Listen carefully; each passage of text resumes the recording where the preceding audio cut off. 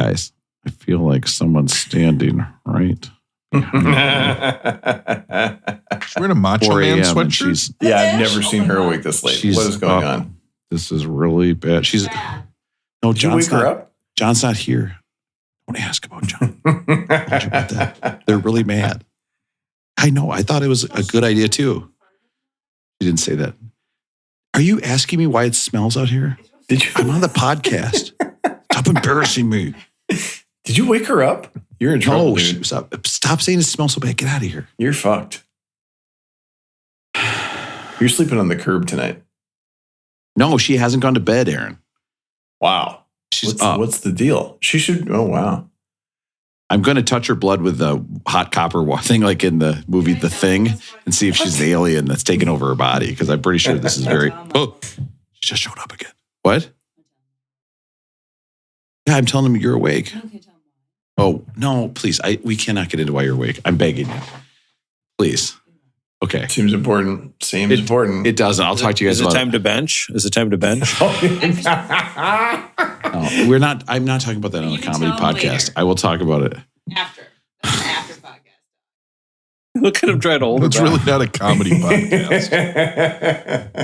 This is all just dribbling. It's a drivel podcast. He's like, oh, you should tell my mom. Yeah. Oh, yeah. Tell us, Rob. Were you going to not tell us? Amelia had a swim coach. She has a swim coach who punished her for doing, and she had to do an hour of lunges around the pool. Okay. And so Jenny and I are now officially furious. And Jenny has crafted a letter. Now, I'm going to show you guys this letter. Five citations. Why are you furious? Okay. She went to swim practice and he's like, do 4 laps around the pool doing lunges. What'd she because do? Because she was late. Well, you gotta abide by the rules. Don't say that wrong. And then should have left 5 minutes earlier. She hang on. Can you open that gambling folder too? Can we just So here's the thing: is that then he said, "Well, that 4 laps wasn't good. Do it again." And he kept doing that for 50 minutes, and then let her swim for 3, and then she had to get out at the end. So it was just like go to dry land. And then go to dry land training. It's very strange. It's like abusive. So I was like, well, this is not appropriate. So Jenny writes a letter. Jenny says, I'm going to write a letter to the board. Oh my God. I'm going to show you guys this letter. Ready? Hey, as someone who, oh my God, you cannot long. write a letter this long. That's any long. message. No, look at this. Any message has with footnotes. Any message that cannot be conveyed in like a paragraph. Oh, hang on. There's references. You cannot referencing send that. peer-reviewed studies in here. Well, if you notice, I also signed this letter, so it's kind of like I wrote part of it. Well, yeah, I just want to know what. So we're referencing like research. I'm telling you, I don't want to talk about this. I'm telling her, I don't want to talk about this. I'm telling everybody. This coming from Rob, who's a teacher, you're talking about it, is the best. Yeah. Rob, next time you get a letter like this, you just got to eat shit. Oh, trust me. This happens all the time. That's the thing is I was like, listen, he got in trouble. He's not going to do it again. Trust me, as a teacher who has screwed stuff up before, even if you say like, oh, it's not my fault, you just don't do it again. So it's fine. Oh, yeah. Then Jenny went to practice. Jenny went to practice the next day. Jenny, okay, you got to go. Jenny went to practice the next day. Push her. He's like, I didn't push her. I just was putting my hand out to see where she was. Assault, bro. Why are you making her do lunges around the apartment, Rob? That's fucked up. Yeah. I'm not making Jenny do lunges around the apartment. You just told her to do lunges all around the apartment. And then you told her that wasn't enough lunges. I'm doing lunges all the time around the apartment, too. Wait, did you guys say Lunchables? Oh, my God, I got to do an hour of Lunchables? Can you imagine? You would not believe how slimy these ham patties are. Charcuterie board in a box. I got the pizza Lunchable. My parents... Oh my God, my son loves those and they're so gross. It's so gross. What the fuck is in that sauce? All right, where were we? Did I even start this yet? Is this a podcast? In 2020, 4 friends decided to listen to every one of the greatest 500 albums as decided by Last week's episode wasn't drivel. This week's will be. It's all We're shooting for a 1-star review this week. We're trying to get there. But it's a 1-star like a Michelin star. Like if you get one, hey guys, you're doing great.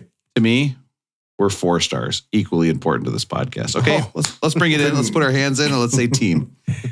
And break. You put the fingers up. Okay. which was an ET bit that John and I did, Aaron, if you listened. It went over pretty well, Didn't actually. listen. In 2020, 4 friends decided to listen to every one of the greatest 500 albums as decided by Rolling Stone magazine. This resulted in a text chain that celebrated the music, excoriated the order, and led us to make this podcast. I do feel like in the movies, you know, where you're dating 2 women at once and one of them thinks you have a mustache. Because I'm thinking of bits that John and I did. And I'm like, I can't do those bits with these guys. It'd be like... It's like if one of us brought you a burrito, but John brought you a different burrito. Oh, who would I pick? Okay. Yeah. I think you made this joke last week, but it's like, you don't have like... I got that from the Peloton. You don't have like 4 episodes in the bank with him already, do you? No. Okay. No. Although when he did pick the Humpty dance, I was like, oh, no. Oh, no. This is not a good start for us. We are far from experts. We always do almost. Hey, I need to make something clear. Oh, okay. Yes. Any issues that anyone on this podcast has with the Rob and John show are not with John. John has done nothing but be a great listener to this podcast. Okay. Jumped in when asked. I need to make clear John is amazing. Can I tell something? Agreed. Can I tell some of you guys this is a safe space? Here, here, here, here. Harumph, harumph. John pointed a gun at me and made me do that podcast. Okay? I didn't want to have to say that, but I had no choice in the matter. Okay? And then he made me edit it and add some sound effects after to make it funnier. Okay? Make a couple parody songs. That's intense. Are you okay? No, actually, I don't know if I'll ever recover. Okay? I'm glad I'm back here with you guys where I'm not stuck here forever by gun or any other reason. What's that? Oh, my espresso. Well, thank you. All right. Keep those lunges nice and low, please. All right. We are far from expert to almost all opinions are on knees over toes, but not past the toes. Knees over Please sit back and enjoy. Beck did it better. We are all the way up to album. God, what a bullshit exercise too. Like lunges have no good purpose. Like they're truly just a torture. I don't know, man. No, it's bad. We're up to album 183. My God, one is so hungry. I get it. It's not. Don't, please. It's so bad. I get it.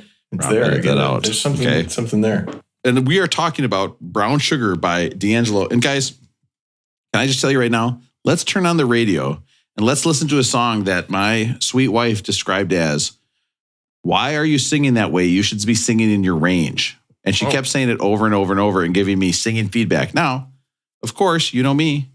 I listen. When I get feedback, I take it in. Okay. I kind of roll it around. I sit with it for a little bit. And I told her, one thing about you is that you're a terrible singer. Don't ever give me advice on singing again. So this went well.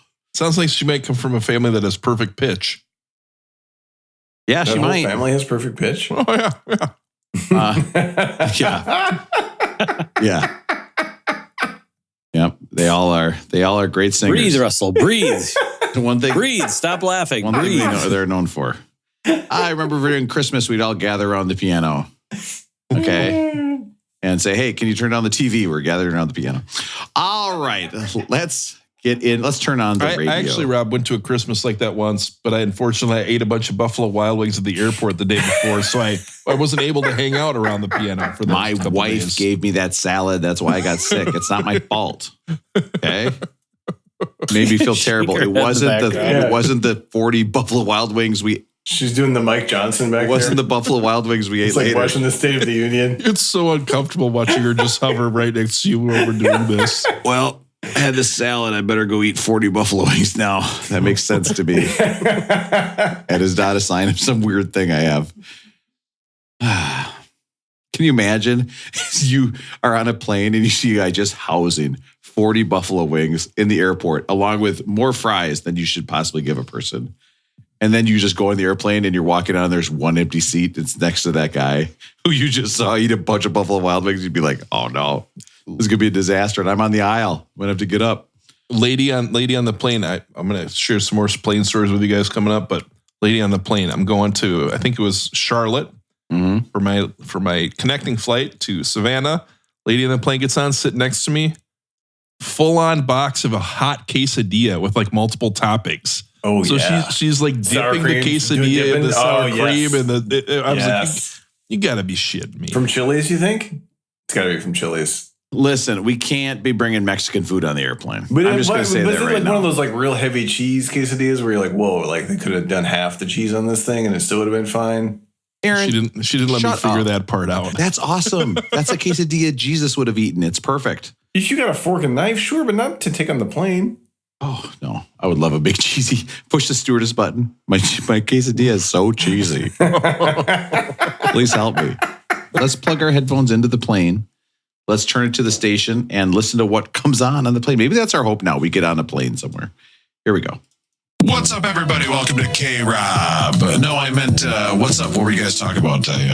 I'm sorry, I wasn't really listening to you back there. I was trying to think of a joke. Sometimes they think that Rob isn't listening. I mean, this is Pretty beautiful. good, actually. Sounds nice. Just because he doesn't respond to what they're saying.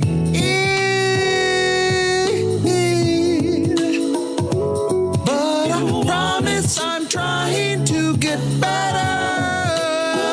I will listen and I'll understand. Okay, maybe I can see where she's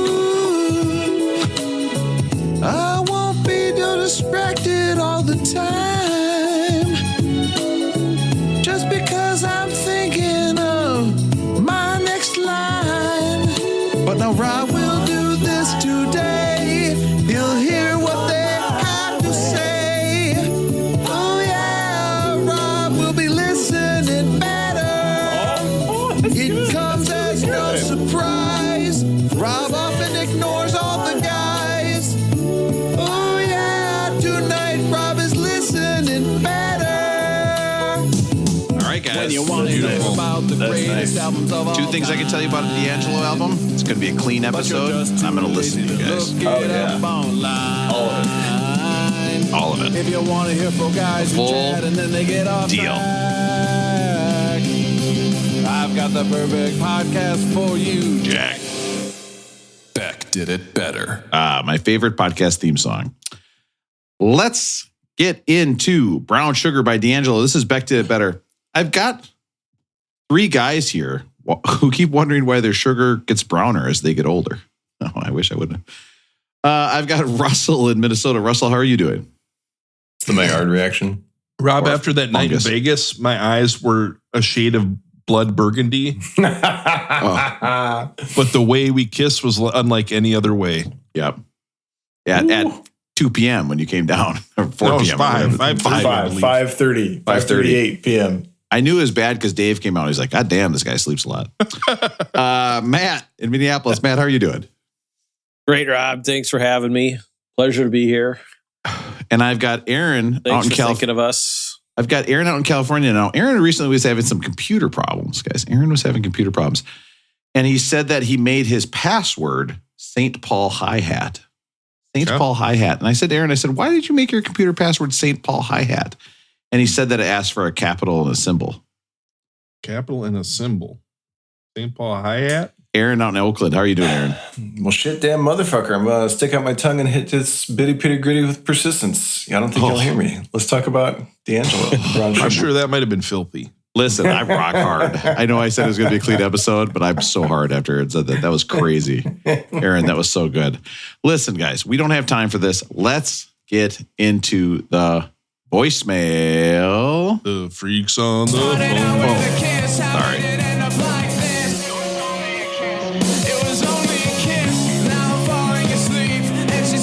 Us on the Beck line, 802-277-BECK, 802-277-2325. For all you listeners out there, the phone lines are open. We would love some more voicemails. All right. This one, guys, is a quick one, so listen close. This is going to be a clean episode. I forgot about this voicemail. This is a voicemail from our average caller talking about, I forgot he's talking about the Humpty nose. Oh, guys, I'm sorry. This is bad. Subject, Humpty nose tickles rear. The wicked would lose her nose while 69 aimed with Dorothy as her face would melt from that wop. Okay, What? so I think This person has definitely thought this through. Like, this is a person who has written some Wizard of Oz fan fiction porn. And it does make sense if you think about it, right? Like the Wicked Witch, the one thing she could not do is oral sex. No? I The think nose that would tickle the be. rear, yeah. I think that would be. I don't think if you tilted a little to the one way or the other, you couldn't get it done. Okay, can I just tell you guys what I'm picturing for this joke? I just don't know how to say it. Wicked Witch has oral sex with me, and by the end, it looks like where the house is falling on her, where it's just the two legs sticking out. There's some way to connect those ideas. Like You know what I mean? Curl up. There's yeah. I mean, it feels like a Valentine's Day episode kind of thing. I think so too. The special, hey, okay, I got you these chalky hearts, and we're about to do something very special. So, anything more you guys want to talk about with that voicemail? Speaking of the Wicked Witch, I don't know if I ever told you guys this. Russell This was on a flight a while back. This is probably 3-4 months ago. I was on a flight, and I decided I was going to try to do the pairing of Wizard of Oz with Dark Side of the Moon. Wow. On a flight. On a flight. What do you guys think about trying that? So yeah, what this required some prep, right? Did you take a gun? I knew exactly where to start. I had the times all set. And you know what I realized? If they ever did announcements and it paused my movie, it would screw up all my times unless I immediately paused the Big phone. thumbs down. Big thumbs down. But no, but you still had to so you had to have Dark Side of the Moon downloaded to your phone, right? I downloaded the whole album to my phone. Okay. And then you And I had had to know The movie was on Delta. So you knew the movie was going to be available. I started it. I probably got about 10 minutes in, and then there was an announcement. I was like, oh, now this is going to create some complications. And then I actually stopped it. And the reason was, like, if this plane goes down, I can't have my last moments doing the Dark Side of the Moon thing on the plane. I can't. I just can't. Russell, what would you be watching where you're like, good shit right here? Probably that scene from My Girl. Oh. Well, see you guys later.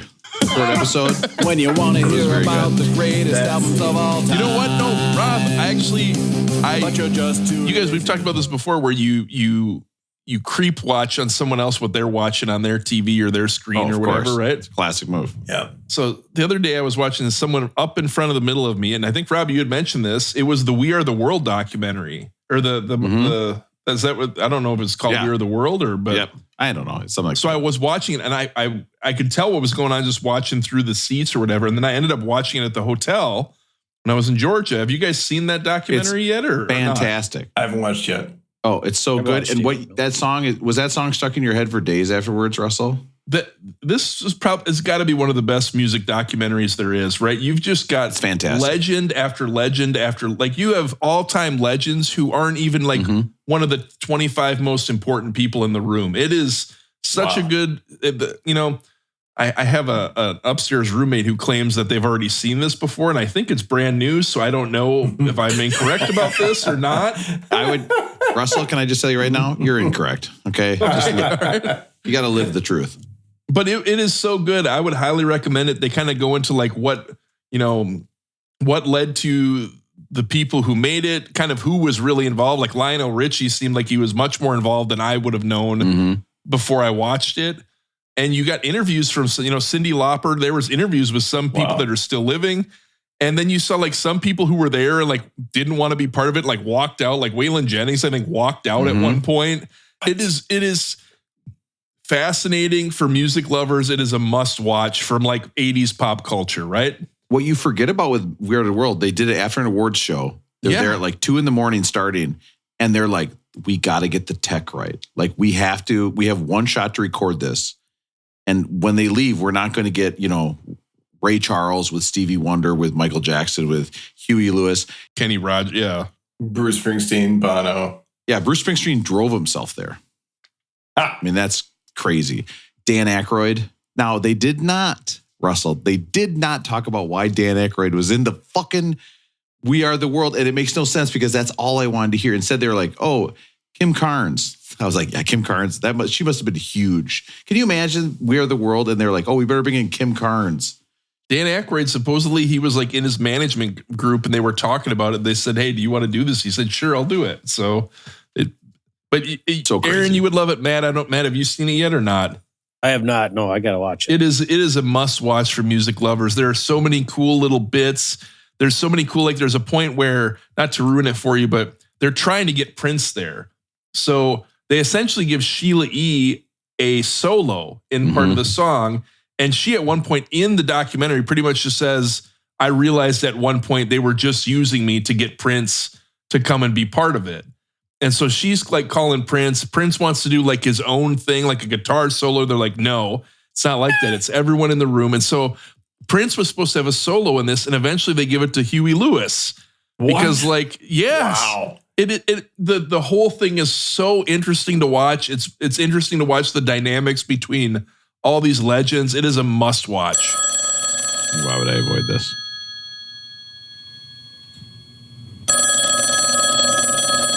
Hello? Hey, baby. This is a Big Papa speaking. And I noticed that you didn't ask me what I'd want to be watching. Did you know I was watching a movie on the plane, baby? What movie were you watching, Bopper? I was watching the movie Falling Down. Falling Down. That was the movie I was watching. And then you know what was going to be out after that, baby?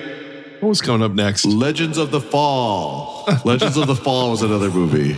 Did they have any other options on the movie screen for you or not? There's a lot of movies here that I haven't heard about before. Actually, there's one music related one that you might want to think about. It's possible. It's maybe like an album that we might have covered, like a reggae one with Jimmy Cliff.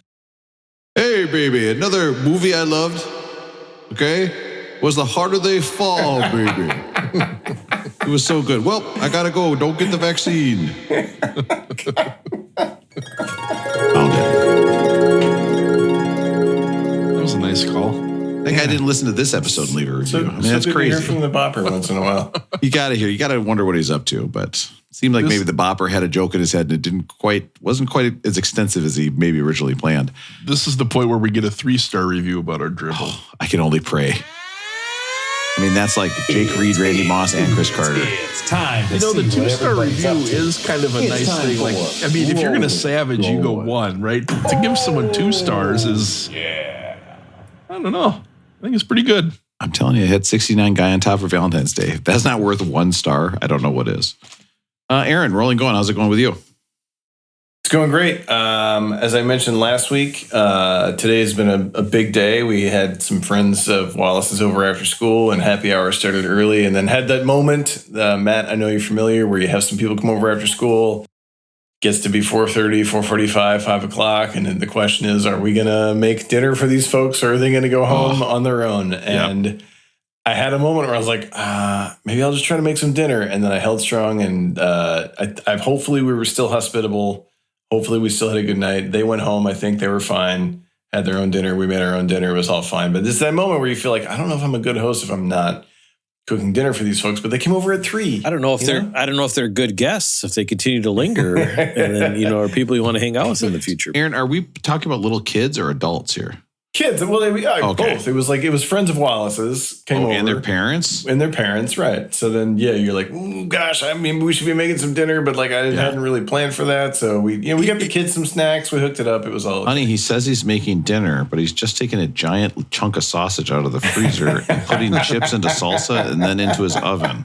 Dude, have you ever eaten these dandelions before? I don't know about these dandelions. He says he's excited because his friend went to Georgia and talked about the stone fruit he saw down there. Yeah, probably for the best. But what's really going on? No, Aaron, hold on. There's no way these people want to stay and eat. They want to leave too, right? Like they're dreading that you come out with like a platter full of appetizers and say, "Hey, we've got some chicken in the oven that'll be ready in an hour," right? They want out too, right? Right. That's true. Because one of them was working tonight too. Like she had to go to work, so I felt like it was okay. I don't know. Maybe I'm the only one who's like this. Like, it's important for us to help our kids have friends, help our kids have good social interactions. But as soon as you're back to like, okay, it's just us and our kid, like that's more manageable. Like you can just like, okay, you're going to watch a movie, whatever pasta I throw at you, you may eat it, you may not, but like it's going to be fine. the blood pressure just comes down once it's just us, right? There is one place where kids' friends come in really handy, and that is getting your kids to try new foods. Because my kids will not try new foods. They would eat the same 3 foods forever if they didn't have to eat around their friends. Because when their friends are ordering real stuff, like when they're ordering sushi and my kids are still ordering rice and miso soup with just the broth, that's humiliating because that's baby food. And they realize it. And they're like, oh, I actually like California rolls. Their friends probably say the same things when your kids are ordering noodles in company. Oh, my God. This very thing happened last night, although it didn't pan out. A friend invited us over to watch the State of the Union, which is like a whole other thing. Like I've never been invited. I know. And you went? Yeah, You went? What the hell is he talking about? Dude, I go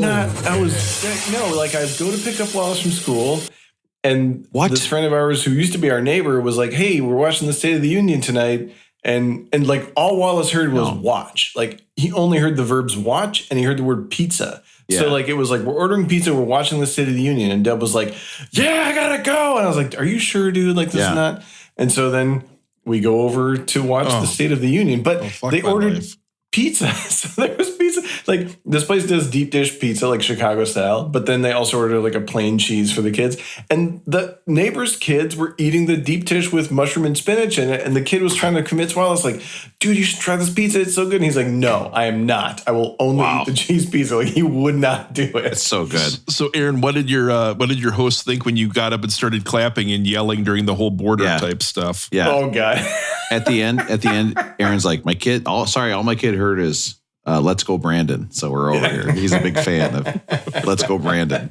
I mean, I don't know. Okay, no, Aaron, be quiet because I am not done making fun of you for going to somebody's house for watching the State of the Union.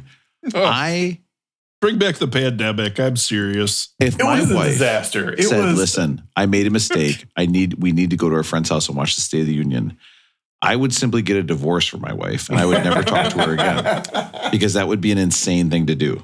No, I tried to give Anna an out. Like I tried to be like, "Hey, you don't have to come." But then Wallace is like, he's really into it. Like, let's the whole family do something right now. And he was stoked about it. And then, it was a disaster because they have 3 kids. We had our kid over there. So there's 4 kids like running around screaming. And then the TV is like, there's this old guy yelling about, shrinkflation and junk fees or whatever. And it was a lot. It was Aaron. It was a lot. Aaron's got like a big Marjorie Taylor Greene t-shirt on and he walks in and he's like, "Hey, what kind of pizza do you guys got?" Yeah. So crazy. Yeah. Aaron's like, "Well, this reminds me of that podium I stole from the White House a couple of years ago." I mean, Aaron, you have to say no. You wouldn't believe, Rob. I know. I gotta be honest though. I've learned so well from you, Rob. I've made so many great January 6th jokes at trivia, and it really slays. Like it kills. Like it kills. Right? We were at trivia, and there was a question about. So I'm there with a bunch of dads, and the question is, "What's the address of the White House?" And I was like, "Well, I don't know. I've got to check my restraining order." And like people thought that it kills. Aaron, they love it. It's a great one. And I've learned it from you. I got to give you credit for that. Aaron, I salute you. That's a great. Those are great jokes. Next up, go in military whites. See if that joke flies too. That's the next. That's the next bit that you're going to try out. Yeah. So at the end, so you watch the whole speech, and then like at the end, you turn to each other and like talk about the speech. No, because at that point the kids are totally feral and going completely berserk, and we've had a bunch of wine, and it's like, "Oh, here's dessert, and now let's all try to get home without falling apart." Your kids not follow Robert's Rules of Order? I mean, that's crazy, right, Russell? Surprising that they wouldn't do that. Now, Aaron, I would assume... Guys, nobody's going to help me out with a Robert Rules of Order joke? Well, nobody's going to second that. I guess the motion fails. I was hoping somebody would second that joke. I second Rob's point. Yes. Let's vote on whether or not that joke was any good. So, Aaron, you obviously know these people are going to have political beliefs that are somewhat aligned with yours. You wouldn't be going to something like that. But is there ever a point where someone makes a comment and you're like, I can't stand this. Like someone's got to make a comment about something Biden says or some sort of reaction, or we need to focus on this instead of this, or there's got to be some moment where you're like, this is uncomfortable, right?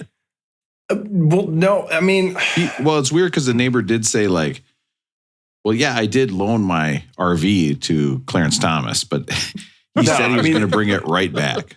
The uncomfortable part, I think, was that like one of it was like the kids are loud and like the TV's loud and Biden is loud because he wants to prove that he's not dying or whatever, or possibly dead. I don't know. We're all dying. And then, he was. Props to the guy. Like, he was forceful last night. I was actually very impressed. No, we're not. Don't. But this is bullshit. Don't you try to trick us into talking about the State of the Union address, Aaron? I'm not. I do not want to talk about the State of the Union. And after the podcast, I will tell you what my true feelings are about a couple of things that I will not say while we're recording. Aaron, would you call this night a crappy hour? Crappy hour. Guys, please cut where I said crappy hour.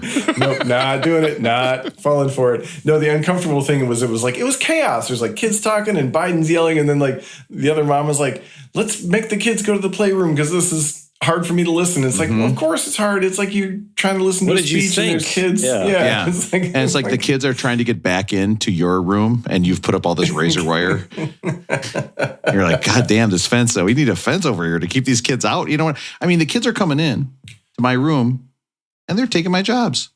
You know what I mean? Like, I'm trying to do all this stuff. The kids are taking those jobs. Yeah. I put up a border and they're, Yeah. But it turns out at the end of the day, our productivity is actually way higher than anyone could have imagined. And we've really increased our whole product, but like somehow that's still a product. It's crazy. It's almost like we short-sightedly didn't think about how this would affect us. And that actually everything was overblown. Aaron's son's like over there crane kicking every member of the Cobra Kai because of the deficit. And then it's also funny that they actually had bipartisan support for some sort of bill that was going to go through. But then the Republicans, they just didn't vote for it. It's almost like they don't want it to. They don't want it to find a solution. Interesting, right? So that's it. That was what happened to me yesterday. So that's how it's really going with me. Your kid going to a karate school, is it a sweep the leg type karate school? Like when you walked in, did the instructor be like, your dad looks like a real wimp, and then like do stuff to it? You're like, Jesus, I'm at the bully school.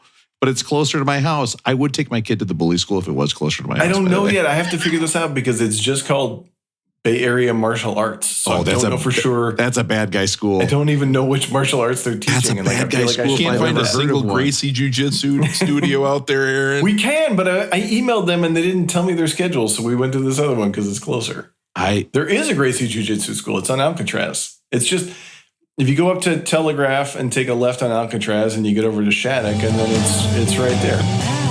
Aaron, if they impose any sort of discipline with your son, I've got an 8-page form letter that you can copy and paste. Jesus, you'd send it over to him. Guys, we cannot. Okay. Do you know how hard it is to pretend to read a letter that your wife writes? It was one of the greatest tests of my marriage I've ever had. Footnotes. Oh. References. I'm a lawyer. I haven't used a footnote since law school. I can't pause an online video game. You know what I mean? It keeps going. Yeah. It's not a game. I'm other people. You don't get it. Bowser's to beat himself. I got to win. Yeah. Listen. Okay. This is Larry. He's the main character of this game, okay? Now, he's got a leisure suit on. Okay, what I'm trying to do. That would be a bummer if you were happily married and your husband's at home playing Leisure Suit Larry on the Xbox. Oh. How's it really going with Russell? Really going. Things are going really good. Last week I told boobs. Well, I told you guys I went to Savannah, but I didn't share all of my flight episode, my experiences on flights, because I was in Arizona. Okay, we got it. So flights from Arizona back last week, but I can't do it this week. And then a flight to Savannah through Charlotte. So I had connecting flights. So 6 flights over a 10-day period. Sounds like Aaron at the wineries. Hello? I don't like flights. You got to drink a whole glass of wine. You can't tell by a flight. You don't know how it tastes to you. You're anti-flights? Oh, Yeah, I'm not anti. If you want to drink a flight, that's fine. But for me, I can't tell what something tastes like if I drink a flight. I'll never understand Aaron. I'm going to give up trying. So I've got a few fun experiences. I thought we could go rapid fire this week. We're going to do rapid fire your guys' initial responses on each of these experiences. How about that? All right. I hope he talks. Just don't go over your allotted time amount. Okay. You told us last week we had allotted time amounts. You can't go over. I hope he talks about the State of the Union. I'm crossing my fingers. Come on, Russell. I just sent you guys the photos from the State of the Union. I'm getting on one of the flights. The stewardess says, "I like your hair." Is it natural? I say yes. Ooh. What are your thoughts about compliments from the flight attendant while you're getting on the plane? Russell, it's time to go stand in the bathroom and motion to her. Give her the old Did come on she in. invite you to the Mile High Club? I mean, that's like, she doesn't have to say anything nice to you. Like, it feels like she's giving you a sincere compliment. Yeah. Hey. Did you tell her that the carpet matches the drapes? That's exactly what I was going to say. Experience number 2 in the super fast round. What's the lightning round? Oh, the lightning round. Your guys' thoughts on one of our flights coming back from Savannah to Charlotte, almost an empty flight. Almost everyone had their own row. What are your thoughts on the empty flights? It is one of the greatest things. When we flew to London, Jenny, we were sitting next to each other, snuggling up for an overnight flight, and my wife goes, "Oh, there's an empty row back there. I'll see you later." And we never saw each other again on the flight. All right, next thing. On the empty flight, here was something I had to get your guys' opinion on. Empty flight, I'm sitting on the aisle. There's a person sitting on the aisle right in front of me. They decide they're leaning back the chair. What are your thoughts on someone who leans back a chair on an empty flight? Should they move over a seat, or do I just, if they're going to lean, do I move? If you're going from Savannah to Charlotte, you don't lean back at all. No leaning back at all. Matt, what are your thoughts on someone who leans back before the flight has been taken off and the flight attendant says you've got to up your seat? Right. How to do it. Now listen, is it possible that this person was so wide they accidentally hit the button? Because sometimes that happens all the time. Trust me, I would know. Sometimes that happens all the time. Russell, anyone who puts their seat back on a flight should be executed. Okay, they deserve the death penalty. It is the worst thing you can do. It is absolute contempt for your fellow passenger. And the fact that they didn't look back and see that there's nobody else in the seat, they could have moved over. It makes them a bad person. Okay, you should have opened the door. Okay, Alaskan Airlines style, and tossed her out. I thought about doing that. We've talked this about before, Matt, where I had compassion once where Matt got annoyed with kind of rookie flyers and how they do things. This guy was doing the lean back before we took off. So as a veteran flyer, you know that they're going to come and say you can't have your seat lean back before, while you're taking off, right? Guy leans it back. They tell him to move it up. He moves it up. Eventually, he leans it back again. I was like, well, maybe I should just move over. I was fine or whatever. He moved seats. He leaned back a seat and then moved over against the window. So he leaned back a seat and then didn't even sit on it. Your thoughts? Whoa. Double death penalty. Kill him, bring him back to life. Say, oh my God, I can't believe you're back. They should be killed twice, Russell. That is the worst thing I've ever heard of in the history of human beings. I mean, it's terrible. What could he have done that's any worse? Like move. I guess if he moved next to you, like if he put a seat back and then said, "Hey, I want to come sit next to you," that would be worse. But that's about it. So let's say you're going to Savannah and you invite an upstairs roommate to enjoy Savannah with you. Nice. And they get stopped with security, and you know immediately, and you can ask them, "What type of powders did you put in your suitcase?" Which leads to like a 15-minute pat down. Now, here's the question. If the person you're with gets stopped by security for bringing through powdered electrolytes into their backpack, that they have to go through security that fails whatever test, and they say it's going to be like a 15-minute process, do you stand with the person you went with, or do you just go sit down on a bench? Well, how close is the bench? Is it one of those like right at the end of the Yes, right at the line? end. Yes. Yeah, then you go sit down. Yeah, you go sit down. Russell, there's a good chance you're never going to see that person again. Okay? They're going to Guantanamo. Okay? You need to get as far away as possible. Yeah, you don't want to be in the way. Like there's people, you got to stay out of the way. I think sitting down is a reasonable reaction. Do you know what Jenny brought that made the airline people very mad at the last trip? What's that? Various weights. Like weights that you would put on a bench press. She just had them in her bag. Wait, what? Why is she bringing weights? She was going to a powerlifting meet, so she brought her own weights. And they're like, you can't do this. You can't bring weights. Did they stop you when you tried to smuggle them in with your foreskin? Russell, I do that to bring my foreskin back. You know that. I hook the weights on the end every night. Wait, how does that work? Do they sleep on a bed with a hole in it? I listen. Because it makes sense that you do it at night to get your foreskin back. Have you guys ever seen that where people are trying to get their foreskin back, like all the stuff people do? I'll get grossed out. I should have never brought this up. I mean, It's so wild when you say, like, have you guys seen that? Like, no, no one's seen this shit but you. Dude. Yeah. No. Jelking. Right. Look up Jelking sometime. You guys will see what I'm talking I'm about. not going to look that up. People are breaking. Look it up on a work computer and do it now. All right, my last Hey, experience this on the $300 flight. Chromebook isn't working very well, sir. There's 100 tabs open with Jelking ? Jelking for friend. My last experience on the flight was we were trying to get a connection from Charlotte to Savannah. Flight gets delayed. So I don't know what the typical time, like what is the optimal time for a layover connecting flight for you guys? Are you talking an hour? Do you want to see 40 minutes? Do you want to see 2 hours? What do you want to see for a connection? I'll see an hour. I think an hour is perfect. Gives you enough time if it goes bad, but not long enough where you're made a terrible decision. I was going to say 2 hours, but yeah, I mean, I'm saying, like, keep it reasonable. What do you think, Matt? You fly enough? I was say like an hour 15, just to make sure. So this was like a 50-minute one, gets delayed 20, 30 minutes. There's multiple people running through the airport for this. I was going to ask you guys, at what point is it just like not worth it? I'm like, carrying a bunch of stuff in my backpack, running through the thing. At one point, I'm like, this isn't worth it. I'd rather just miss the goddamn flight than have to run through the airport here. It's not. At what point is it not worth it? Get there, get home, get on that right. plane. You don't want to hang out the airport. I don't know.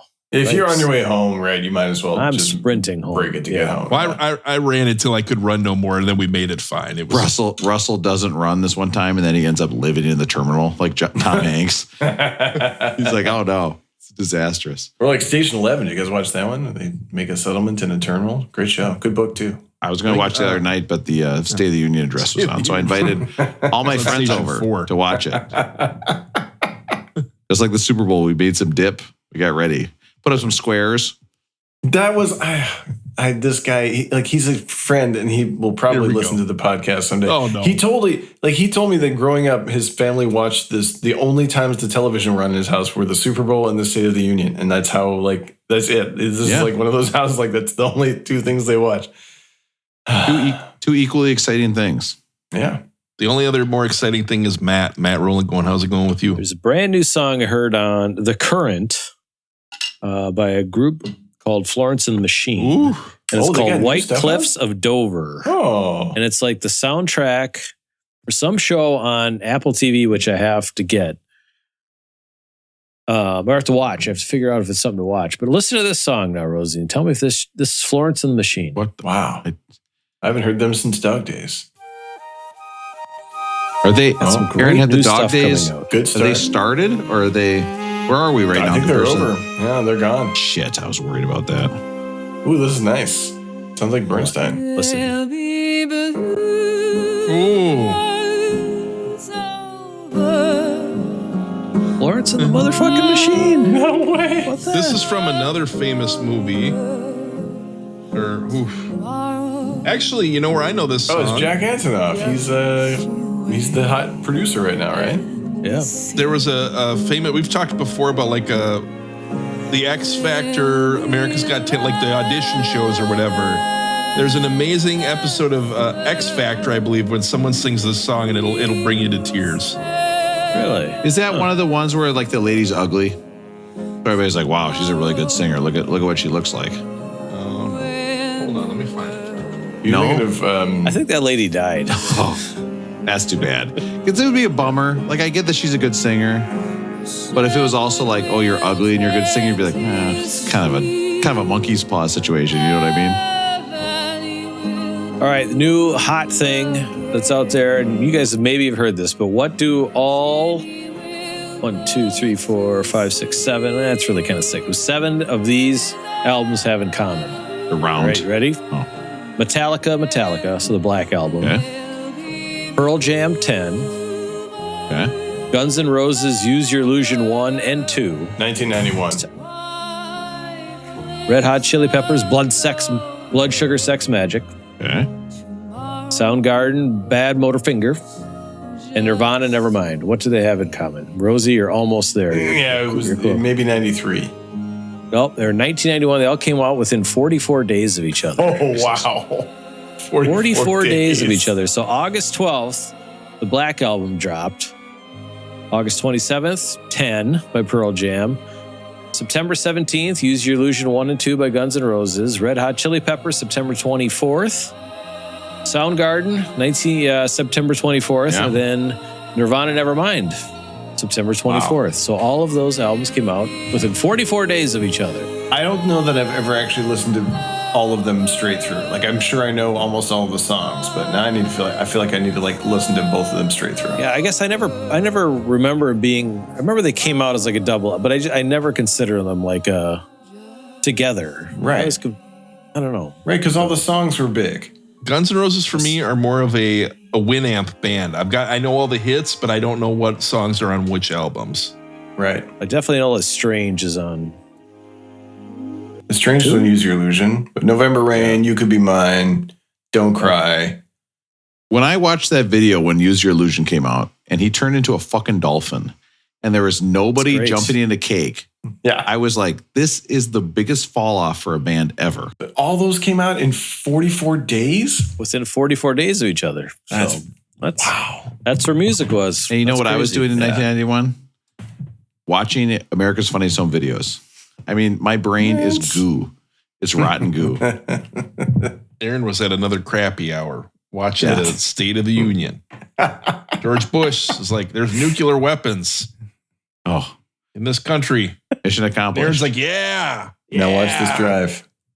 Oh, I like to think of Aaron like seeing his kid watching America's Funniest Home Video and just seeing somebody get hit in the nuts over and over. And he looks at Aaron and Aaron's like, oh, shit. Should not let him be watching so much YouTube. Yeah. Do you guys find people getting hit in the nuts funny? No, I get squeamish. I don't about think so. stuff. Yeah. I think it's hilarious when dads do it. But what is more funny? What is the funniest thing? Have you seen where these people where they get scared and they like swear they do Yes, the same thing? I do or watch like, those. I love that. And I think they're hilarious. Yeah, they're so they're funny good. because people who just have like a nervous thing, like somebody could go boo and they go, oh, motherfucker. Yeah. They say, oh, motherfucker. The same, every time they say that, I don't know. I think that's Fantastic. Rob, rolling going. How's it going with you? Listen, guys, I got to talk to you about a flight. Oh, yes. I was going to ask you guys one more before we get to Rob on this. If you do go with someone who gets stopped by security for the powders, are you allowed to suggest to them maybe we shouldn't bring the powders back on the flight home? Oh, yeah, Russell, how'd that go? Did they listen to you and say, oh, Russell, thank you so much for telling me. That's so smart of you. Doesn't annoy me at all that you said that. Oh. Well, it does it prompts the question. If you brought the powders for your trip, you probably only should bring enough to use while you're there, unless there's some reason you can't get home and use your powders in time. Do you need them in the airport in Minneapolis when you get there? I mean, Aaron, you just want to be an asshole all night, or what do you? Yeah. Why would you say that, Aaron? Well, Aaron, see, Russell's concerned about this because these are actually in ultra large condoms. And So the that's smuggle, part of it. Yeah. which was not the most pleasant experience of my flying career. Please don't burst. This is so many electrolytes. It was good until that guy leaned his chair back into me, and I was like, I did not have the room for that. No, it hit you just wrong. Listen, okay, two things. Number one, I am normalizing shoplifting at the airport. oh my God. Okay, I am putting out the call out there. It is time to steal from the airport. It is time to shoplift. Everybody, when you go to the airport, shoplift one thing.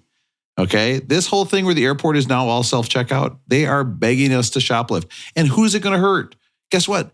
MSP Airport is not going to close down because I took a Diet Coke. Okay, guess what? Boy, Hudson News. guys. Hudson Rob, News. you take you're your fine. earphones off real quick. Sure. Guys, he does one episode with John from Edina, and all of a sudden he's just completely criminal. lost all morality. Off the rails. He's just off the rails. I mean, I don't. Okay, Rob, come on back. Guys, SIBO is not going to go out of business. Go and look at a price of M&Ms there and tell me that doesn't make you want to shoplift. You do love Chumbo. Didn't Chumbawamba say the same thing? Go steal my albums, guys. Did they tell everybody to steal their albums? Yeah, you know what? And I had made that joke before I went, and then when we got there, my kid bought a bag of Kit Kats. Okay, kind of had to do some introspection about that. I scanned it once, didn't work. Scanned it twice on the self-checkout, didn't work. Scanned it a third time, it didn't work. Fuck it, I'm taking it. I took it. I am normalizing. I will be stealing from the airport every time I go to the airport. I recommend you guys do the same.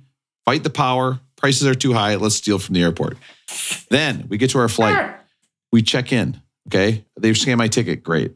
They scan the girls' tickets. they both say, check wristband, because they're unaccompanied minors in the Delta system. Now, I am right there. What? Okay, they don't have a hat with a light on it. So I'm like, how do you even think they're minors? Doesn't make sense to me. Well, they Then- generally don't trust people with mustaches of your ilk with kids at an airport. I felt like they asked maybe too many times, is this your dad? They don't look like baby Jordan. They said yes already, and when I squeezed their arm real tight, I'm obviously their dad. Here's the thing, okay? They keep us outside the flight. The flight is going to leave at 7:45. It's 7:35. We're the last ones there. They won't let us on. They say, okay, we got to call somebody. 7:40. Okay, we'll bring somebody over. 7:45. They are still working at it. Finally, they say, okay, we'll figure it out. You just go down and get on the plane. We got your seats. So now there's a whole plane of people that are sitting there. Oh, And when I get on, and this is totally Delta's fault. They screwed this up. When I get on, the attendant looks at me and goes, oh, glad you made it. And I was like, motherfucker, I was not late rushing from another plane. I was not late getting here. I was there first. I was standing there. This is your guys' fault.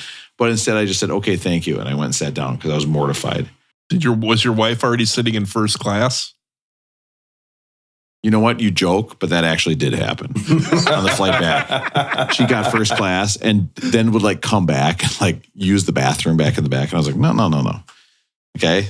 I'm motioning to the stewardess in this bathroom. Yeah. So that was it. I was late on a plane. Everybody blamed me and it was not me. But again, I highly recommend everybody just try it next time. Shoplift from the airport. Guys, it's a victimless crime. You can just say, oh, I thought I self-scanned it. Oh, I didn't know I was going to do it. It's the greatest thing, right? And what are they going to do? Have you ever seen a cop in the airport? No, I'm actually thinking No. this through. So have you tried it? Yeah, I stole those Kit Kats. I didn't pay for them. I have zero remorse for it. Do you know how much the snacks were, even without the Kit Kats? $34 for 3 people. Ridiculous. Okay. Gosh, I'm thinking about this. Like, yeah, you don't really see law enforcement inside the airport. Thank you, Aaron. I had 2 other experiences on the plane. I want to see what you think about this. One, TSA line. Matt's got clear TSA. He gets through all the lines quick. The line I was in, all of a sudden going super slow, and they even announced, we are doing training in this line.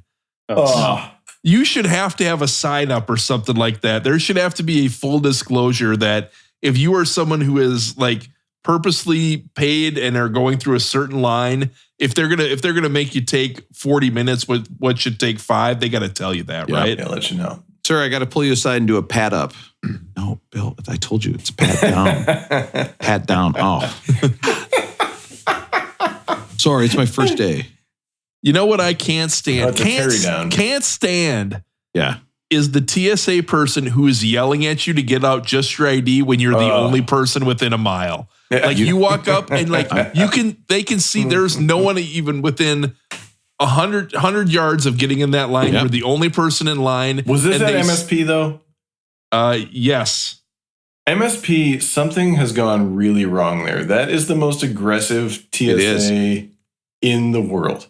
They gaslight you, Russell, and they say, hey, you got to have your IDs out. That's why the line's moving so slow. And I've said it before. That's not why the fucking line's moving so slow. You got 30 fucking machines. I can see them. You got 2 open. That's why it's running slow. It's not my ID. When they yell at me, Russell, you know what I do? I pull out my ID so slow. Just as slow as can be.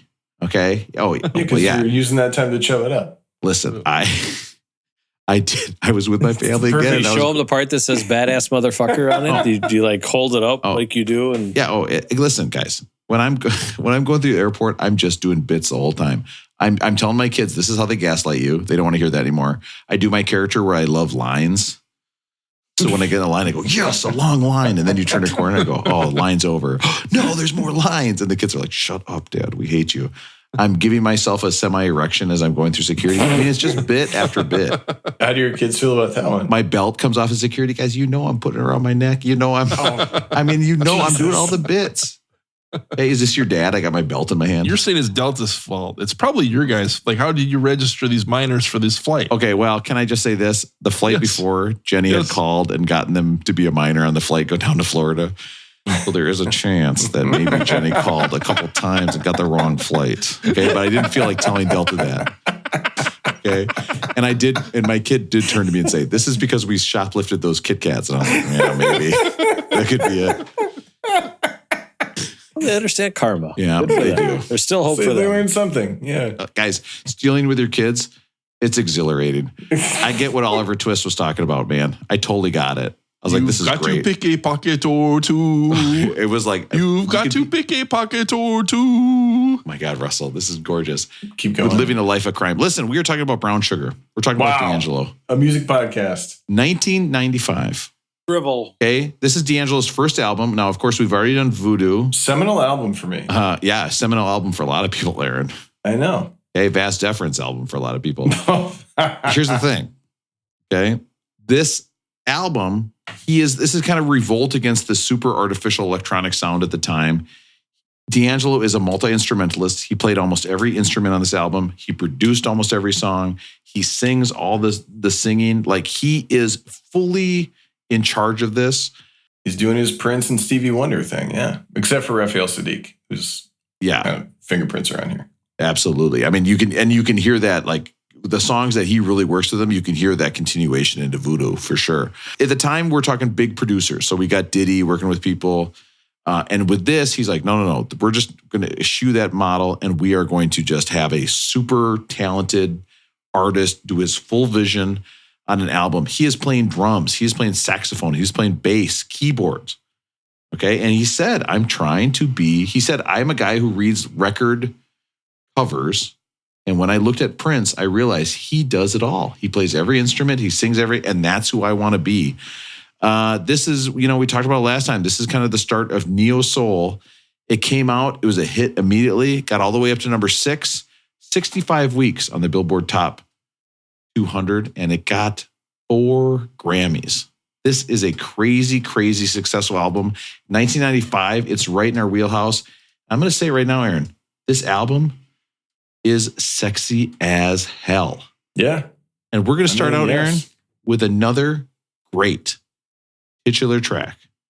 Our second else? titular track of the night. What else? It's Brown Sugar. The first moment of this, so good.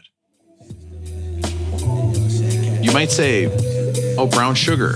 That must be about a woman. It can't be a metaphor for anything else he likes. Couldn't be, right? What could it possibly be? Maybe I should. I met him in Philly, and the name was Brown Sugar. What else makes your eyes turn red? This song is, of course, about a marijuana strain called Brown Sugar. Right. And it earned him a Grammy for Best Male R&B Vocal Performance. This song is totally about his love for weed. I mean, he's singing like this is the most beautiful girl in the world, and instead he's just like, God damn, I love to be high. And he's clearly doing like some awesome double entendres here, like the one about hitting it with his tongue and hitting it with his buddies, and like he knows, but he's also like actually singing about weed, like he loves weed. Probably still does. I don't know. And you know what, Aaron? That got me thinking. It's a good weed song, It's a great weed song. but is it one of the best weed songs of all time? Only I you thought- can tell us. It's time We better make a list. Oh yes. for another Bet Did It Better countdown. Oh, yeah. Of the greatest weed songs of all time. Okay? Now, you may be shocked to hear not a single Dr. Dre song on this list. I'm okay with it. We're going to start with Brewer and Shipley. And I know what you're saying. Which song by Brewer and Shipley? I've got their greatest hits album. It's a double album. Okay. Which one is it? You know who never gets enough credit? Who?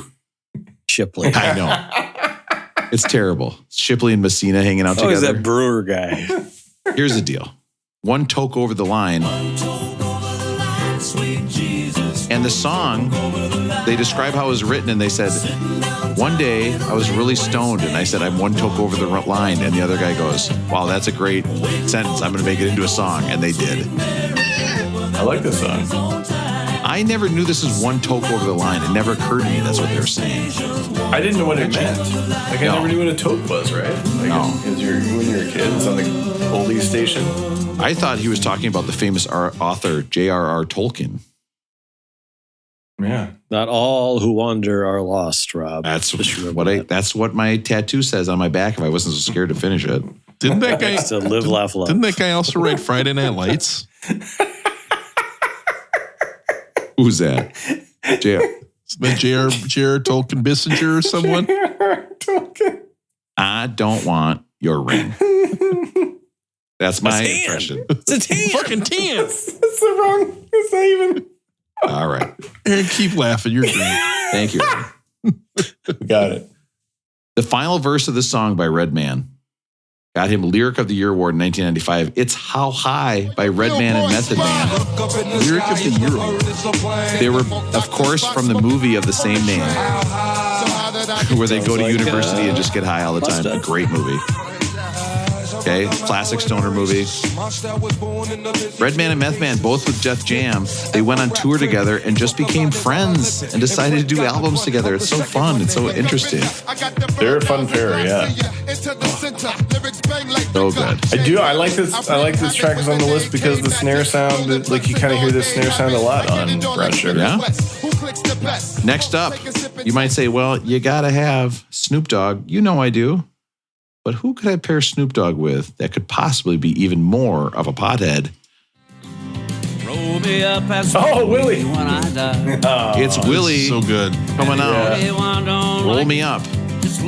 Actually, I believe, Aaron, I don't know if you saw this. You can see Willie doing this with Snoop Dogg live on stage at the Willie Nelson 80th birthday celebration. They sing this song. I still haven't watched that. I have to record it. I got to watch it. Thank you.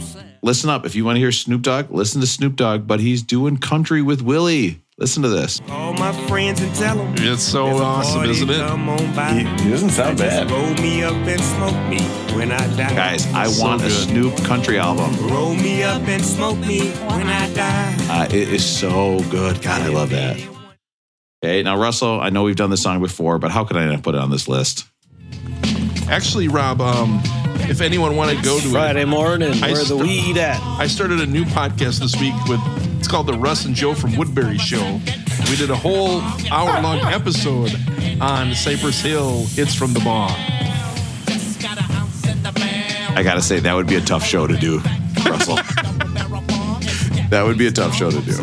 Now, it would be pretty easy. All you'd have to do is get some sort of argument going with Joe from Woodbury. They can go for an hour more. And he will talk for a long time just to get his point across. And he'll win the argument. So it's like an hour of trying to talk him off the ledge, but he's going to ultimately end up winning. So yeah, maybe you shouldn't do that one. Just don't ask him to count from 1 to 7, because good fucking luck whether he decides to start at 0 or start at 1. We're just fully inside bits now on the show. Yep. And my number one marijuana song of all time. Number 1. Okay. Off the Magic Dragon. Oh, good one, Rob. Very cute. Yeah, it is a nice song. Oh, this is an all-time Russ winning classic. Can you just listen to this song? My room is still messed up, and I know why. Yeah, 'cause I got high. It's so good. Afro Man is an all-star. And I thought to myself, this has to be the number one song. I built this whole list around the song. And then, Russell, I did a little search.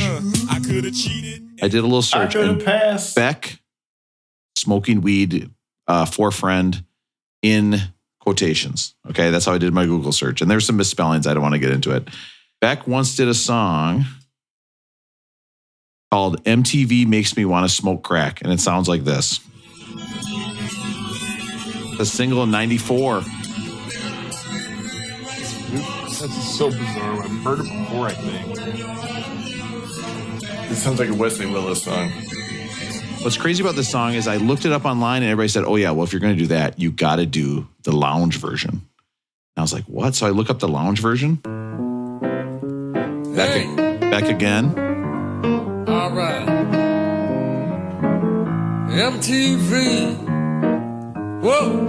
Makes me want to smoke crack. It's so bizarre. Fly out the window. Now, Russell, and I'm never coming back. When it comes to a lounge, to two versions of a song, one being a lounge singer version makes me want to get about smoking, high as the moon. Did it better. like a rubber. Russ and Joe from Woodbury. Did better. You know what? That was the first time I get why you guys were hurt. That's by a good one, Russell. Oh my God. That was the first time where I thought about others than myself, because that actually was a dagger when you That's said a that. great First list. time we went out for 3.5 All those songs hours. are fantastic. Wow. What was your guys' favorite? The Afro Man is tough, but I kind of like the Willie Nelson one. I think Willie and Snoop is hard to beat. What would be worse, Russell? You have a kid. They're listening to Afro Man, or they want you to go to their neighbor's house and watch the State of the Union address. State of the Union. I don't think I can do it. Like, I applaud Aaron. Like, I think Aaron and his family, they've got his son has these new friendships and they're all in, and I applaud them for it. I could never go watch like the State of the Union with like I don't think I could watch it. I have a hard time watching with anyone, let alone like a friend. It would be too weird for me. Especially a fake president who didn't really win. There was tough. free pizza though. Well, now you're talking about now, Aaron. At any point when you saw the Speaker of the House, did you want to turn to your new friends and say, "Listen, I have something to tell you about this guy. Him and his son are masturbating accountability buddies, and if one of them masturbates, they will call the other one." I know why he's not standing up right now. You don't have to call. I don't want to do it. That's all I thought about when I saw pictures of the State of the Union. I was like, that guy's calling his son like, say, was it real estate MILFs again, Dad? Yeah, it was. So Dad, what'd you do when they gave you the full copy of the speech earlier tonight, huh? Hey, Dad, I like to call this one the rebuttal to the State of the Union. Oh, I was thinking of real estate porno bits. Like, interest rates aren't all that's going down. I mean, there's a lot of them. You want to see this inflate? Now, I got to say, he's using that crackly noise a little too much on the song for me. Very crackly. Yeah, and this one probably is drum programming, right? Because he's like, I guess it's the neo soul sound where they're kind of borrowing from hip hop and blending hip hop and R&B. Yeah. You can hear, I think you can hear when Q-Tip's playing, honestly. You think so? I think so, because toward the end, you can really hear a snare rim. Next up, Russell, this is a song that we're guaranteed not to talk about after the theme song, after our theme song at the end of the night. Jones in My Bones. John's in My Bonds. John's in My Bonds. Cinnajons in My Cinnabons. Our first D'Angelo episode we did in February of 2021. Wow. 3 years ago. That's 3 years ago. That episode That was what, number 20? included 14 suggested edits from me to Ron. 14. Wow. Who would have guessed? 14 edits on a D'Angelo album. Now, that episode also featured our White Castle date discussion. Wow. Drivel. We also had a good time where Aaron was describing his pulley system, the way that he hangs clothes from the ceiling. Oh my God. No more. Yep. It's gone now. I got a rack over here. No more pulleys. It's a permanent rack. It also featured Rob's first Mel Gibson impression. Oh God. First. That's really bad when you say first, because I've done it multiple times. Not good. Now, Russell, that's unfortunate we had to make so many edits.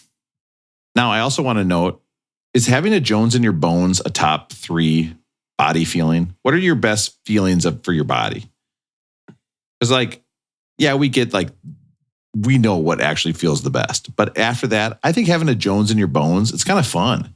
Yeah, having a Jones in your bones, you're going to feel good. You're going to get out there and satisfy whatever satisfies your Jones. You just know that's good. And I would say the other thing would be a perfect sneeze. If you have a great sneeze, all time. Totally right. It feels so good. I like the keys on Jones in My Bones. It kind of feels like Herbie Hancock or something. Aaron, are you talking about Herbie Hancock as the top 5 body feeling?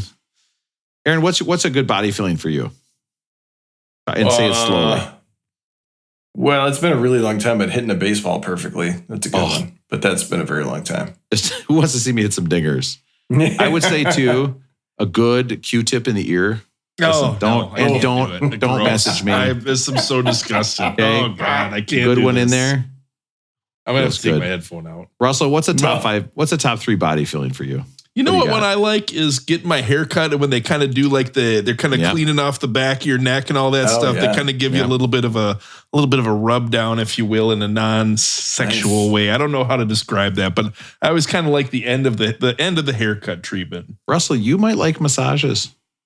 You come to New York. Let's go get a massage together. Occasionally, the upstairs roommate will walk Maybe a by manicure. and they'll kind of rub a shoulder here and there. And then my new thing is I always say, Lucky. come on, let's give it a little mustard. Like, come on, give it a little, little energy in Throw a there. hip into it. Yeah. Let's go. And now my continued requests to put a little mustard into it have resulted in I no longer get any of that type of shoulder. Put a little mustard into it, right? No, Russell, not right. We would not say. I just cannot imagine somebody living together and you're like, hey, put a little mustard on that. I don't know. Why not? I like it. I'd live with you. I'd give you some mustard. Aaron would. Russell, if I was there, your shit, I'd tear it inside out, Russell. You wouldn't be able to handle what I'm going to bring. Aaron Okay. would probably have to stir his mustard first, but it would still be work, right?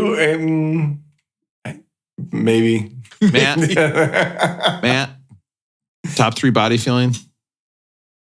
I was going to go with like a good steam room or sauna. Yes. Get out, sweat everything out. Yes. Yep. Take a quick shower. You feel real good after that one. You know what I got to say too? I think going to bed at night, knowing you have nothing to wake up for the next day, Oh, it's amazing. it's an all-timer. And so what's going to happen tonight? I got to wake up I for got 6:30 UFC tomorrow, and that's it. Not having to set an alarm, right? Yep. Aaron's like, fuck you guys. All right. It's not like Matt's just chilling on Saturday morning either. Like he's probably got the haircuts lined up and karate and all that. Yeah. Good basketball tomorrow. You see? Me and those dreaming eyes of mine. This is a song to his crush. What chance do I have when this guy's out here making songs like this to his crush? This is like a little more organic sound. Is this one of the ones that was recorded in Sacramento? Do we know? Yeah, I don't know, because it was kind of recorded all over the place. Right. Oof, love that one. Oh, God. Shit damn motherfucker. Now, I got to tell you, he uses the term in this song naked because he's talking about catching his girlfriend with somebody, and he says that they're butt ball naked. Butt ball naked. I think butt ball naked is my new term for when somebody is naked. Butt ball naked. What do you guys say? Like if somebody's naked, what are you saying? Like if you're talking to friends at the cabin and you saw somebody naked earlier and you wanted to express that, what would you say? I like the phrase "stark naked." Wow, that's a good one. That's like it's scary. Matt, what are you saying for buck naked, butt ass naked? I don't know. Buck naked is a great one. Butt ass naked is great. Aaron? I like to say butt naked last because Dennis Lewis. Mitchell said that about. Yep, yes, exactly. That one sticks in my head. That is what I say to my Science Olympiad team. They say, "What do you want us to do at this meet?" And I said, "There's only one thing I don't want. We cannot be butt naked last." Yeah, I'm keeping that alive. I'm keeping a whole generation that's going to say so butt proud of naked you. last. It's so good. It's so good. Such a great quote, especially that it's about Carl Lewis. This one has a little guest singer. It's Rob Thomas and Carlos Santana. This is Smooth. Wait a minute. Hey, this is the point where Jervis or whatever his name is gives us a 1-star rating on our D'Angelo episode when Rob got the smooth. That's true. He doesn't even know. But you know what? Now I'm going to bring it back. Watch this. Here we go to 2 stars. This song's like a song that would be playing if I was doing a softcore porn movie with Jennifer Lopez in the 90s, you know, when she was doing those like movies where she would just have like sex with people on the movie. This would be what was playing. Like the Money Train or what? Money Train. Yeah, we both saw it. The Cell. What's some other Jennifer Lopez sex movies? They're out there. Out of sight. Well, she doesn't have sex in that one that much, but. All right, Cruisin'. This has sleigh bells at the end. And I'm not going to play the sleigh bell bit over it. I wanted to, but I'm going to respect D'Angelo too much. This is It's fun. Yeah, you're right, Smokey. Smokey Robinson cover. Aaron, didn't you say in February of 2021 that you liked this album more than the other one or not? Am I remembering that right or not? Did I say that? I might have. This is the one I knew the best and listened to the most. But it is fun now because this song I think is not the Voodoo sound. But I think Smooth and maybe Shit Damn Motherfucker and some others are more where he was actually wanting to go with Voodoo, and some of these others, maybe he was toying around or he had to do it to fill out the album. Guys, I think this is going to be a having sex with my wife soundtrack. I'm going to try this out. See how it goes. That's how it goes. Last time I told you, we tried to do it to the Flute album, and at the end it got all weird. We were trying to take a nap, and it was like honk, honk, honk, honk. After 3,000. Rob, if it doesn't work, I got a 8-page letter you could send her to try to convince her to enjoy it. 8 pages, yeah, right. That counting the references. But no, Goodness gracious! When we get by, I mean, listen to the drum sound on this.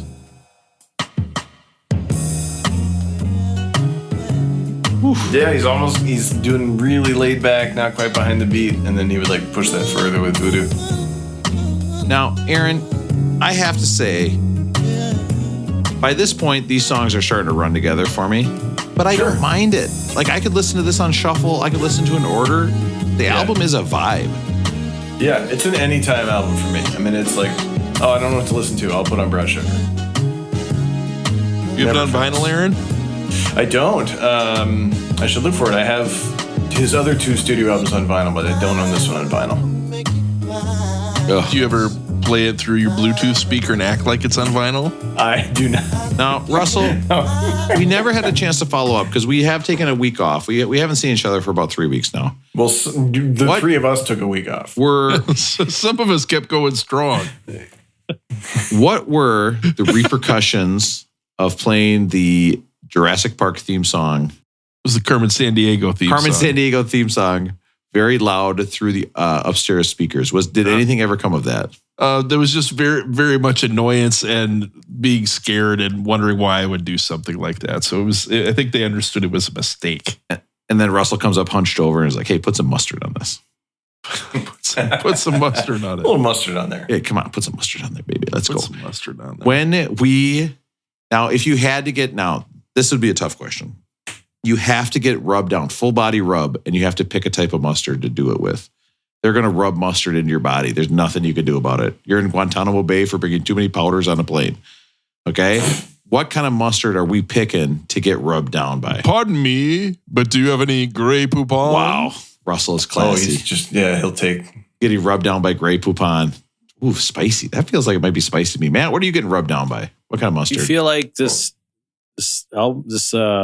episode's not long enough? Matt, you can just say a mustard. Matt, mustard. Yellow. Matt, how do you feel about Rob having 1 hour episodes with other people, but making our episodes go 2 hours? Listen. How do you guys feel about tweezers on your eyebrows? Are you a tweezer on your eyebrow kind of guy? Matt, are you seriously that you would pick yellow mustard? I mean, that's psycho shit, I think. Getting rubbed by yellow mustard, that would be my last mustard. Can you imagine getting some of that brown mustard on your ding-a-ling? That starts to burn. Can I imagine it? I stopped using tweezers. Anna's got these little shaver guys. It's way simpler for me. Okay, you were right. That was a better thing to bring up. I don't know what Aaron's talking about, but I want to know so bad. Okay, Aaron, you can ask me what kind of mustard I should rub what all over my body? Rob, what kind of mustard? Honey mustard. Honey mustard is the best. It's a good time. Like from Arby's? That's probably got a lot of sugar in it. It's going to be sticky. Are you thinking of horsey sauce? Because if you want me to rub horsey sauce all over, you're sick. Wait, didn't Arby's also have a honey mustard? They got to. Could you imagine going to Arby's with Aaron and like you're about to enjoy a sandwich and Aaron's like, I think there's a lot of sugar in that honey mustard you're about to use. Like, how much would that suck? I was only thinking about it for the stickiness factor. I'm not trying to police anyone's sugar intake. Go crazy. I was just thinking like you're going to have to shower twice if it's the Arby's honey mustard versus another honey mustard. Speaking of showers, soaps. What kind of soaps you guys using these days? You guys remind me so much of when I was going through like my keto phase and I'd be eating just the meat from a big Montana and then like saying to people like, God, you guys are eating a lot of sugar. You got to get that under control. What's that? Your breath doesn't smell like total shit? Wow, you're really missing out on this. Oh, no, you don't like it when I just eat beef jerky all the time? By the way, we were sitting at a powerlifting meet. Jenny opened up the biggest, most odoriferous package of beef jerky I've ever seen in my whole life. It smelled so bad. I was like, you have to be shitting me that you're eating that right now. Lady, this is the third single. Got all the way up to number 10. Shitting. I can't shit at all. I need all this beef jerky. This is like almost New Jack Swing. So, Aaron, you know what I did? What'd you do? I did the old hole in the bottom of the beef jerky bag trick. Hey, reach way down deep to that beef jerky. That's not a silicone packet. We actually did the best New Jack Swing songs on the Janet Jackson Control I do remember that episode. That was a great one. And finally, Higher. Bassline's nice on that one. Some fun stuff on this album. I mean, this is the Voodoo sound to me. Yes, 100%. Aaron, this guy's so good, I'd give him a D plus Angelo. Right? You can't deny it. No. He's one of the best we have. His output is so limited. But when you got it right, you got it right. Yeah. I love this album. I could just listen to it walking around. The problem is it was just so incongruous for me to like walk around like making dinner listening to this or like grading tests listening to this. You got to be in the right place, in the right space to listen to it. Work was not that place for me. Let's get to our very popular and very patented rating system. Now it's time for everybody's favorite part of the show. The patented, Now. very popular, Beck Did It Better rating system. Okay. Oh, yeah. This album, okay? Do you think it's much like the mustard with the big grains, okay? That would, of course, is a rolling groan. Okay, there's only one thing you do with the big grain mustard, Russell. You know what it is? There's only one acceptable use for it. What's that? Dipping pretzels into. That's it. I don't like the gross mustard that comes with big pretzels. Give me some cheese.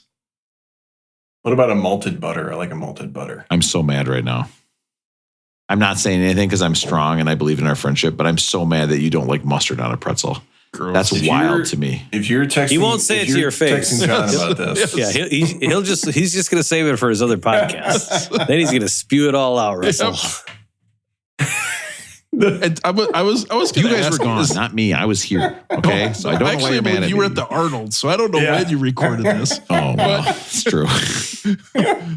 But I was going to ask, did you? I don't know if I made it this far. Did you use the patented rating system in the other podcast or not? Do we have? Do the rest of us have thank an God, infringement Russell, that you case or didn't, not? Now we're getting to the bottom of this. I think I said more popular and more patented, so I think we were clear, actually. Did you use your best moves on the other podcast? All those No. moves you used with us, you moved over there, use over there too. No. Okay, listen, I told you that was just a one-time thing. Okay, to me, that doesn't mean anything to me. Okay, I'm not going to talk to John anymore. Okay, But we I'm are going done. to need to use a condom. I'm back. Okay, I just went out.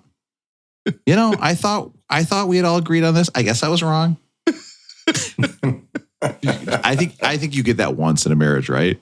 Like I Yes, for thought this was sure. an open marriage thing. You have to get one fucking. Okay, You get let's know one. how that one goes for you. Yeah, I thought like just And the you're best is like, I mean, honestly, he's a nice guy. So you just got to be like, hey, I kind of, I messed around with someone, but yeah, she's, it wasn't her fault. Listen, she's nice. honestly, she's smart. you'd like her. You guys would get along. You would like her. Yeah. You would probably be friends. Yeah. She came over and watched the State of the Union address with me. Okay. Yeah, no, it's a normal thing. People go over to other people's places to watch that. Have you never heard of that? That's so strange. You should have seen her help me whip the votes. Oh, It's a California thing. Help you with the votes. the votes. You know what, Russell? I second that joke. That's so good.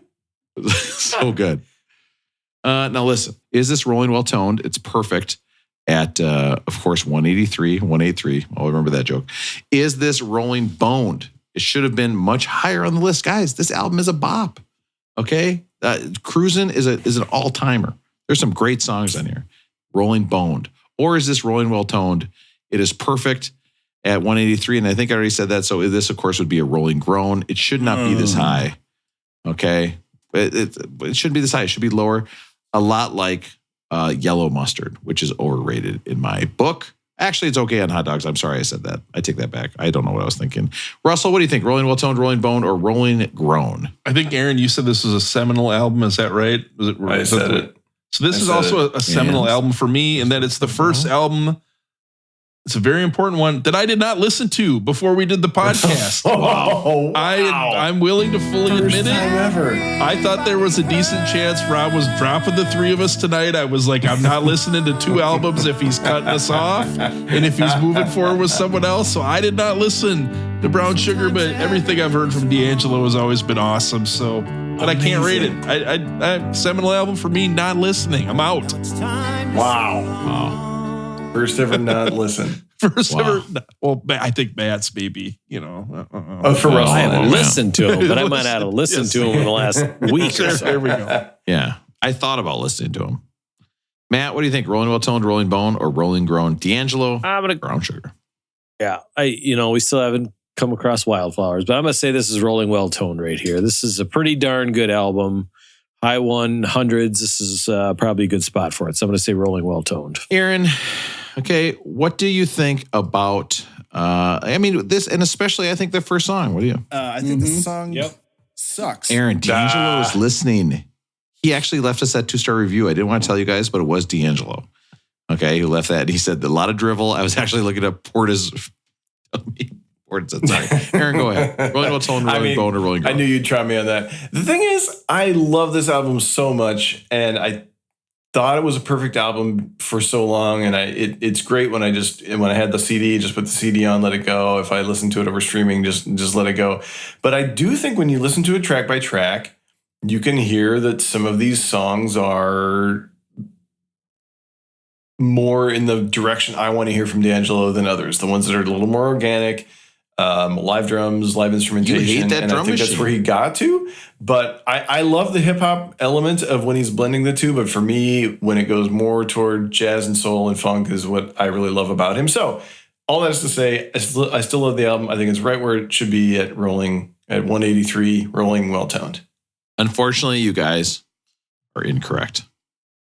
Shit. Can't be possible. Yep. This album gets a Rolling Jones in my bones. Jones in my bones. Okay. John's in my bonds. But I'm all alone, so I have to do some masturbations. So and it's all Z's on there. Jones in my bones. I mean, that's the tattoo I could sit for the whole time. It doesn't make sense. Listen, next album, 184. Okay. I mean, One So Hungry. Finally, an album that has a video with Captain Lou Albano in it. She's So Unusual by Cyndi Lauper. Oh, we get Cyndi Lauper? Wow. That's going to be fun. Aaron, excuse me, the fun's not for you. We might have to do a homework assignment of everyone's got to watch the We Are the World documentary before we do the Cyndi Lauper, because she's got a pretty prominent part in that, wouldn't you say, Rob? Yeah, I would say so. I'm good. Beck did it better. Rob, do you want to put a little mustard on it tonight? Oh, my God, Russell. Sorry. That's the best I got. To say goodbye.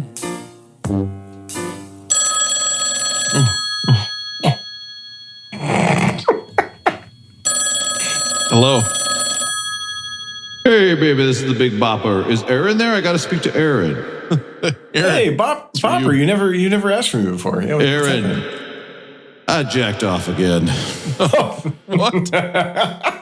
You're my accountability buddy. I had to call you. Bopper, I appreciate you letting me know. Yeah. Is there anything you want to tell me, Aaron? No, not while we're recording, no. But I'll hit you up on text later. Thanks, Rob. Thanks, Bopper. All right. Don't get the vaccine. If you are someone's like when you're in an accountability buddy relationship, one of you's got to be dreading it, right? Yeah, right. Like, it's not like an even where, oh yeah, I did this. There's got to be one person who's taking it way too far. Yeah. And I'll tell you what, it's the kid hearing about his dad jacking off. That's a bummer. I think isn't the worst part like thinking about your accountability buddy right before you do it and then be like, screw it, I gotta put them out of my mind for now, and then no matter like you get like such a brief window in there. It's like when I get a hamstring cramp now and I think of you guys, it bugs me. I'm not happy about it. You're like thinking about how you're going to call them while you're washing your hands or something. It's like, this is going to be bad. All three of you are my accountability buddies. You guys have been my sex accountability buddies. I've called you every time I've had sex in the last 6 months. Oh. Okay. Oh, no. I don't think I've heard from you, right? Voicemail empty. Pause. By the way, if anybody wants to be accountability buddies with the Beck line, feel free. 802-277-BECK. Tell us anytime you're jerking that gherkin.